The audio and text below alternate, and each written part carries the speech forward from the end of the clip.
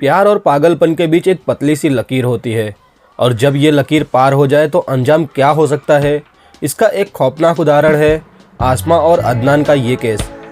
एक ऐसी कहानी जो प्यार, ऑब्सेशन और खून के बीच उलझी हुई है।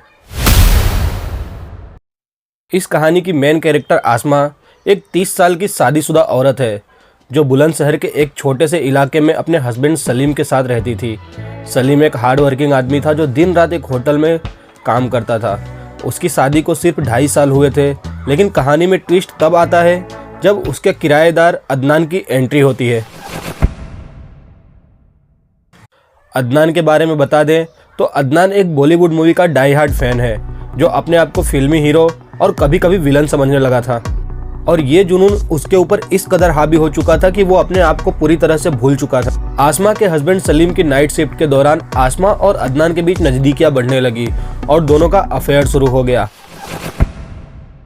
आसमा की खूबसूरती और अदनान के फिल्मी डायलॉग ने एक डेंजरस इक्वेशन को जन्म दिया। दोनों चुपके चुपके मिलते रहे और अदनान ने अपनी आशिकी को प्रूव करने के लिए 1 लाख का महंगा फ़ोन भी आसमा को गिफ्ट कर दिया।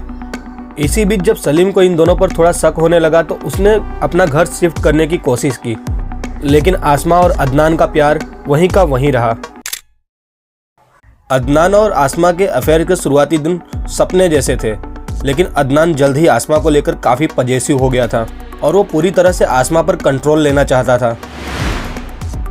उसे ऐसा लगने लगा था कि आसमा उसे इग्नोर करके किसी और के साथ इन्वॉल्व हो रही है और इसी ऑब्सेशन ने अदनान को अंदर से पूरी तरह से तोड़ कर रख दिया और इन्हीं सब कारणों की वजह से दोनों में लड़ाइयाँ होने लगी। अदनान का भरोसा पूरी तरह से टूट चुका था और उसकी जेलसी उसके दिमाग पर हावी होने लगी। धीरे धीरे समय बीतता है। फिर आता है 11 जून। 11 जून को अदनान ने आसमा को एक ग्रेवयार्ड में बुलाया। ग्रेवयार्ड वही जगह है जहाँ दोनों अक्सर छुप छुप कर मिला करते थे, लेकिन इस बार सब कुछ बदल गया था। ग्रेवयार्ड का मौसम और भी क्रीपी हो गया था और अदनान ने आसमा का फ़ोन छीन लिया और उसके मैसेज चेक करने लगा। मैसेज देखने के बाद गुस्से में आकर अदनान ने चाकू से आसमा का गला रेत दिया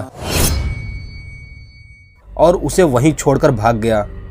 ये वही ग्रेवयार्ड था दोस्तों जो कभी उनके प्यार का विटनेस हुआ करता था और आज एक मर्डर का साइट बन चुका था।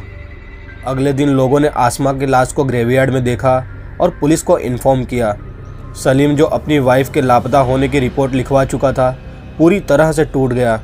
इन्वेस्टिगेशन के दौरान पुलिस ने अदनान को पकड़ लिया और सबसे बड़ी शॉकिंग चीज़ तो ये थी कि जब पुलिस ने अदनान को अरेस्ट किया तो वो बिना किसी शर्म के अपने क्राइम को बॉलीवुड स्टाइल में विलन की तरह कॉन्फेस किया। कैमरे के सामने उसका मुस्कुराना, एक बाप बेटे के डायलॉग जैसा ड्रामा करना, ये सब दिखाता था कि वह अपने आप को किसी मूवी के विलन के रूप में देख रहा था। कन्फेशन के दौरान अदनान का कहना था कि वो अपने फेवरेट बॉलीवुड विलन बल्लू से इंस्पायर था, लेकिन रियलिटी में वो एक मेंटली डिस्टर्ब आदमी था जो प्यार और ऑब्सेशन के बीच का फ़र्क नहीं समझ सका। दोस्तों, क्या ये बॉलीवुड मूवी का गलत इन्फ्लुएंस था या फिर एक ऑब्सेसिव दिमाग का अंजाम था? यह सवाल अभी भी कई लोगों को सोचने पर मजबूर कर रहा है। ये कहानी सिर्फ एक वार्निंग है कि किस तरह टॉक्सिक रिलेशनशिप और ऑब्सेशन आपकी ज़िंदगी को तबाह कर सकता है और बॉलीवुड या किसी भी इंटरटेन मीडियम को समझदारी के साथ कंज्यूम करना कितना ज़रूरी है। क्या अदनान का एक्शन जस्टिफाइड था?